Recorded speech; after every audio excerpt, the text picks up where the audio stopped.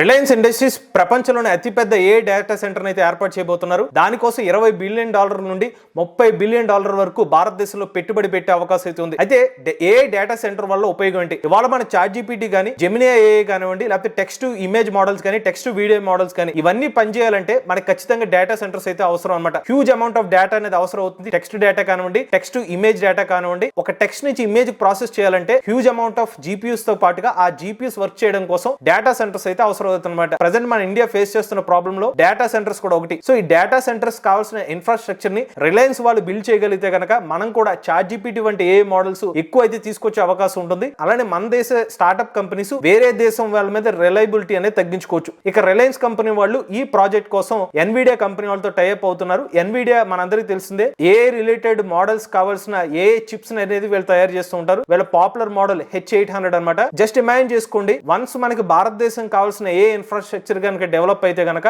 మనం కూడా ఇతర దేశాలకి పోటీ ఇచ్చే విధంగా ఏ మోడల్స్ లో కూడా ముందుండే అవకాశం అయితే ఉంటుంది. ఈవెన్ డీప్ సీక్ వంటి ఏ మోడల్స్ వచ్చినా కూడా మన ఇండియా సంబంధించిన ఓన్ ఏ మోడల్ డెవలప్ చేసుకుంటే మన ఏ టెక్నాలజీలో సెల్ఫ్ సస్టైన్ అయ్యే అవకాశం ఉంటుంది. భవిష్యత్ అంతా ఏ టెక్నాలజీదేనే మనకు అర్థమవుతుంది. మరి మీరు కూడా ఏ బిగినర్ కోర్స్ నేర్చుకుందాం అనుకుంటే స్క్రీన్ పై కనిపించే నంబర్ కి వాట్సాప్ చేయండి. మన ఏ తెలుగు ఛానల్ ఏ కోర్సులు ఎప్పుడు అందుబాటులో ఉంటాయి. 9th బ్యాచ్ ఫిబ్రవరి 15వ తారీఖున స్టార్ట్ అవుతుంది. టైమింగ్ సాయంత్రం 6:30 నుండి 7:30 వరకు. We're taking only limited seats. So late చేయకుండా రిజిస్టర్ చేసుకోండి.